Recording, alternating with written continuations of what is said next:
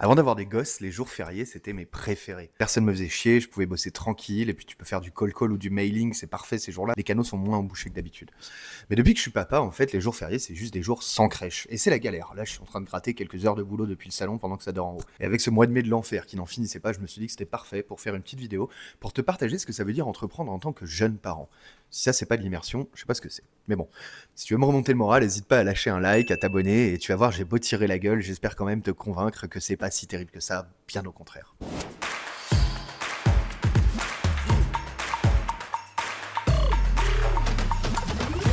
Bienvenue dans la 31e édition de la MTV, le rendez-vous hebdo de ceux qui veulent lancer leur première boîte comme si c'était la 10e. Je suis William Sadrin, cofondateur de La Machine, l'incubateur en ligne qui t'accompagne au quotidien pour te lancer dans les meilleures conditions. Et aujourd'hui, je t'explique pourquoi tes gosses sont un atout dans ton projet entrepreneurial. Je t'apprends rien, lancer une boîte, c'est super dur. Lancer sa première boîte, c'est évidemment encore pire, c'est épuisant, tant moralement que physiquement. Et j'imagine que si aujourd'hui tu m'écoutes, je t'apprends rien non plus en te disant qu'avoir des enfants, c'est au moins tout aussi dur. Et le cumul des deux paraît totalement taré sur le papier, c'est sûr. Et d'ailleurs, à vrai dire, les sondages semblent plutôt le confirmer. 68% des entrepreneurs estiment que leur boîte leur demande des sacrifices sur leur vie de famille, ça paraît un peu évident. Mais surtout, un quart d'entre eux ont carrément repoussé ou abandonné l'idée d'avoir des enfants à cause de leur projet. Et moi aujourd'hui, j'ai envie de te dire que c'est une énorme connerie. Parce que les enfants, c'est pas un frein. Ok, ça baisse mécaniquement le nombre d'heures que tu peux allouer à ton projet, évidemment. Mais en même temps, c'est un des meilleurs leviers pour réussir. Je suis désolé, mais ça va pas marcher. Parce que si tu construis pour eux, en fait, t'as plus trop le choix. Tu dois réussir. Que ce soit pour leur montrer l'exemple, pour les mettre à l'abri ou pour leur offrir ce que tu veux, l'échec est plus vraiment une option. Du moins pas dans le cadre du niveau de risque que tu as décidé de prendre. Évidemment qu'il faut être capable de voir quand on va dans le mur et qu'on met en péril sa famille. Mais en fait, je compte plus le nombre de fois où on m'a dit que quand plus rien ne fonctionne, quand t'es en dep, quand t'as envie de tout plaquer, en fait il suffit d'un peu de temps avec ton gamin pour repartir comme en 40 le lendemain. Et ça c'est vrai.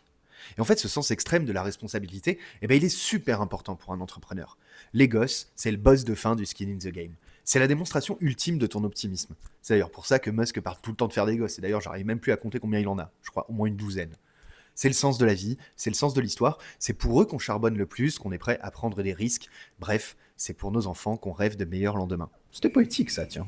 Quand on a lancé la machine, j'étais déjà papa d'une petite fille de 1 an et demi et j'en attendais déjà une deuxième. Mon associée, Justine, la boss, elle aussi était déjà maman d'une autre petite fille de 1 an. Et jamais en fait on s'est posé la question de savoir si c'était le bon moment.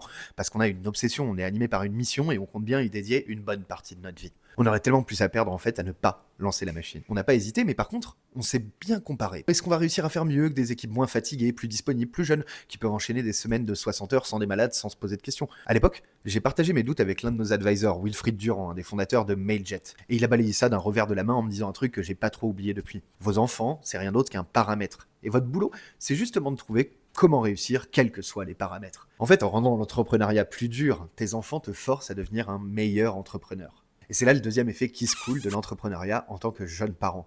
Tu le sais, de toute façon, avec ou sans enfant, tu dois être extrêmement focus sur l'allocation de ton temps. C'est évidemment d'autant plus vrai quand t'as des gosses et qu'ils doivent toujours passer en premier.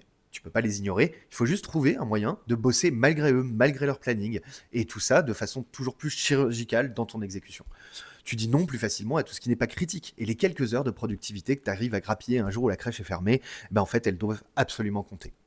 Entreprendre avec tes gosses, ça te force en fait à aller plus à l'essentiel. Et les arbitrages, ils deviennent tout de suite plus évidents. Une fois que tu as bien intégré ça, tu vas pouvoir aussi faire un bon gros aux investisseurs qui te demandent si tu es prêt à ne pas voir tes gosses grandir. Parce que oui, il y en a toujours beaucoup qui posent cette question absurde et qui attendent un oui de ta part. Wait, what? C'est une honte. For sure. En préparant cette MTV, j'ai aussi demandé à plusieurs parents entrepreneurs de la machine leur avis sur la question et il y a 2 mots qui ressortent systématiquement dans leurs réponses. Chaos et organisation. 2 mots qui peuvent paraître évidemment antinomiques à première vue, mais qui sont en fait justement, on le sait, l'essence même de l'entrepreneuriat. Le chaos d'abord.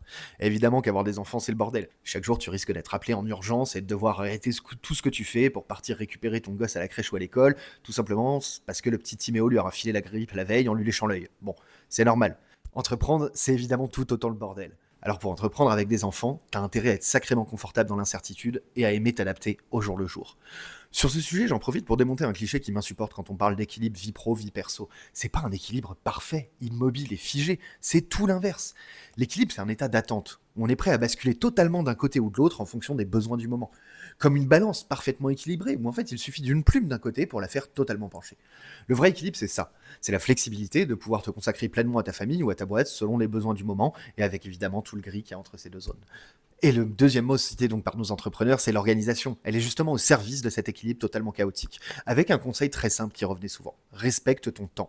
Si tu estimes que ton taux horaire c'est 100 balles et que tu crées vraiment de la valeur pendant cette heure de boulot, en fait, tu as tout intérêt à déléguer une partie de tes prérogatives familiales à des nounous ou à une femme de ménage pour ne garder que le temps le plus qualitatif avec tes enfants.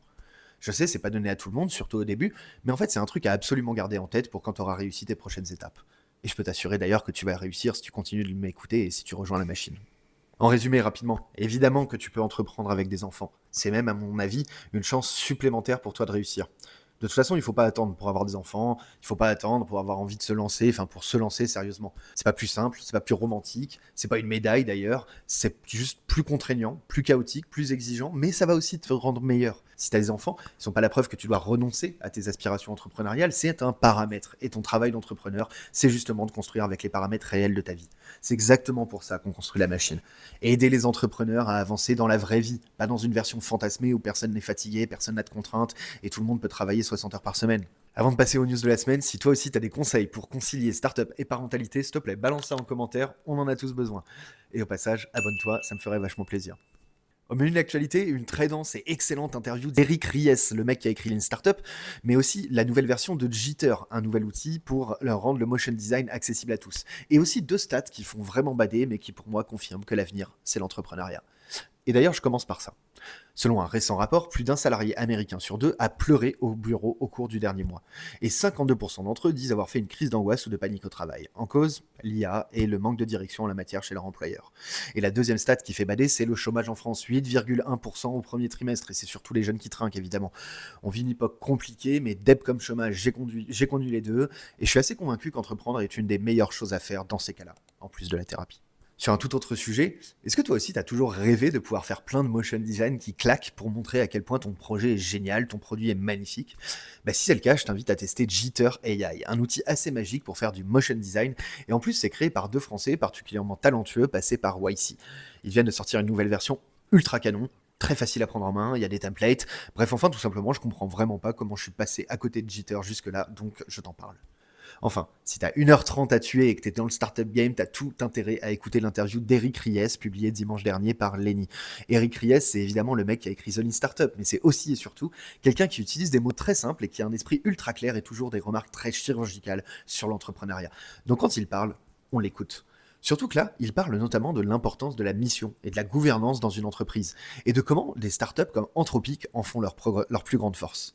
Je te mets le lien en commentaire, et c'est tout pour cette semaine. On se retrouve lundi prochain. D'ici là, surtout, comme à chaque fois, n'oublie pas de parler chaque jour à tes utilisateurs.